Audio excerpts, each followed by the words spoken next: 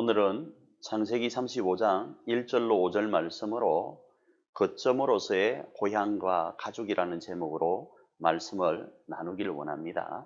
하나님이 야곱에게 이르시되 일어나 베델로 올라가서 거기 거주하며 네가 네 형 에서의 낯을 피하여 도망하던 때에 네게 나타났던 하나님께 거기서 제단을 쌓으라 하신지라. 야곱이 이에 자기 집안 사람과 자기와 함께한 모든 자에게 이르되 너희 중에 있는 이방 신상들을 버리고 자신을 정결하게 하고 너희들의 의복을 바꾸어 입어라. 우리가 일어나 베델로 올라가자. 네 환난 날에 내게 응답하시며 내가 가는 길에서 나와 함께 하신 하나님께 내가 거기서 제단을 쌓으려 하노라 하매 그들이 자기 손에 있는 모든 이방 신상들과 자기 귀에 있는 귀고리들을 야곱에게 주는지라. 야곱이 그것들을 세겜 근처 상수리 나무 아래에 묻고 그들이 떠났으나 하나님이 그 사면 고을들로 크게 두려워하게 하셨으므로 야곱의 아들들을 추격하는 자가 없었더라. 매사에는 좋은 것과 나쁜 것이 공존하죠. 특별히 우리 고유 명절인 설날도 그러합니다. 설날도 순기능과 역기능으로 굳이 나누라면 나눌 수 있습니다. 그럼에도 우리가 설날을 기대하는 이유는 설날에는 역기능보다는 순기능이 더 강하기 때문입니다. 특별히 이번 코로나19로 인하여서는 더더욱 이 순기능적인 설날이 필요한데 안타깝게도 이런 설날의 순기능을 우리가 누리지 못하게 되었습니다. 그러나 아무리 코로나19가 기성을 하여 물리적으로 고향을 방문하고 가족을 만나는 것이 어렵다 하더라도 우리의 마음까지는 차단할 수 없습니다.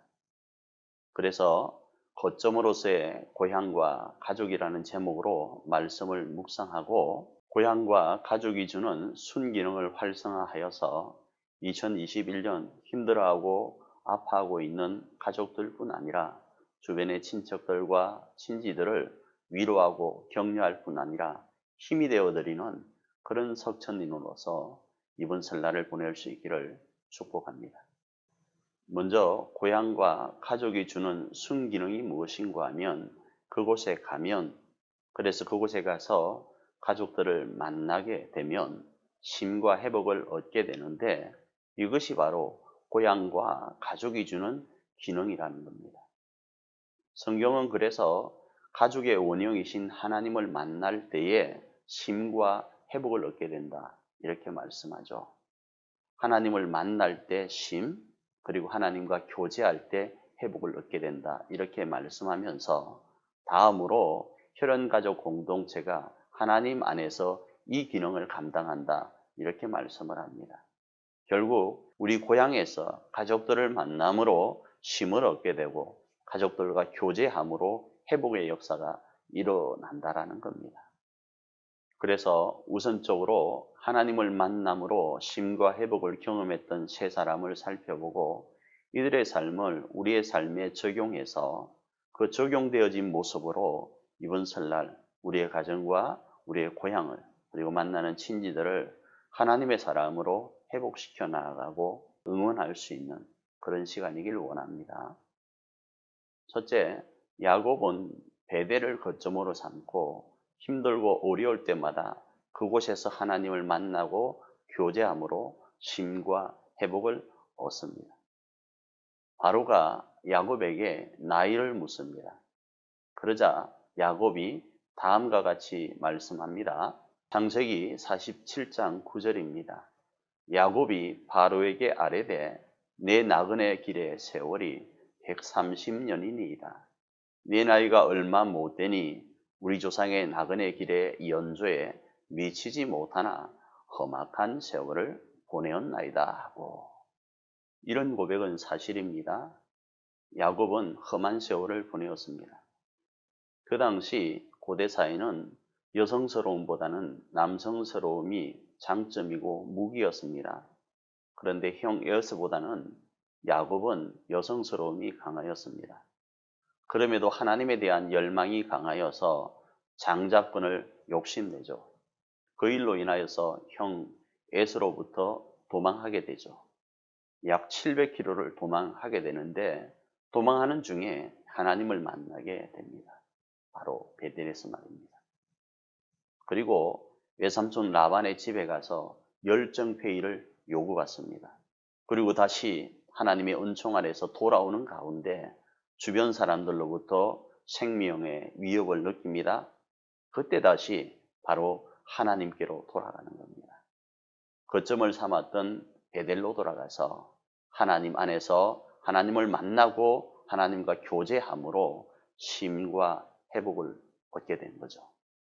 둘째, 다윗은 예루살렘을 거점 삼고 힘들 때마다 그곳에서 하나님을 만나고 교제함으로 쉼과 회복을 얻습니다. 조금 전에 야곱도 마찬가지지만 다윗의 시대 때도 전쟁이 그들의 삶이고 문화이다 보니 남성다움이 우월시될 시절이었습니다. 그런데 다윗은 어떠합니까? 노래하기를 좋아합니다. 손이 부드러워서 하프 타기를 좋아합니다. 그런 삶 가운데 주어진 두 번째 이스라엘 왕으로서의 삶이 그렇게 여유롭고 그렇게 편안하지는 않았다라는 거죠. 그럴 때마다 다윗은 어디로 가는가? 거점인 예루살렘으로 가서 하나님을 만납니다. 그리고 하나님과 교제합니다. 그 속에서 쉼과 회복을 얻습니다. 사람의 손에 잡히는 것보다 하나님 손에 있길 원했습니다. 그 고백들이 바로 우리가 잘 알고 있는 시편의 말씀이죠. 세 번째, 바울은 안디옥 교회를 거점 삼고 그곳에서 쉼과 회복을 경험합니다. 우리가 생각하는 바울은 선교의 달인이죠. 선교의 달인인 이 바울이 3차 전도여행, 혹자는 또 4차 전도여행, 또 어떤 사람들은 5차 전도여행 이렇게 이야기를 하는데 1, 2, 3차로 생각했을 때 1, 2, 3차 전도여행이라고 부르는 이유가 있습니다. 그것은 바로 어떤 지점에서 파송되었다가 어떤 지점으로 돌아왔을 때를 1회로 치는 겁니다. 그 거점이 어디였는가 하면 안디옥이었습니다. 안디옥 교회에서 출발하였다가 안디옥 교회로 돌아왔을 때를 1차, 또다시 2차, 또다시 3차라고 부르는 겁니다. 바울에게 있어서는 안디옥 교회가 그러했습니다. 사랑하는 우리 가족 여러분, 고향과 가족은 이런 기능을 가집니다. 원형이신 하나님 안에서의 모습처럼 이 땅에 보여지는 하나님의 사랑의 통로로서의 가정과 고향은 이러하다라는 겁니다. 그래서 코로나19로 인하여 힘든 지금의 여정 가운데서 여러분이 고향에서 그리고 가족들 가운데서 이 역사를 경험하기를 원합니다.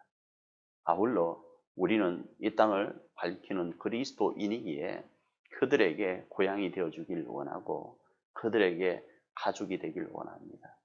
하나님의 통로로서 하나님을 만나면 쉼과 교제하면 회복이 주어지는 것처럼 우리를 만남으로 우리의 가족들이, 우리의 친지들이 쉼과 그리고 우리와 교제함으로 회복을 얻는 역사가 이번 설날을 통하여 이루어지길 원하고 그 속에서 더 나은 내일이 우리를 통하여 우리 가운데 주어지기를 축복합니다.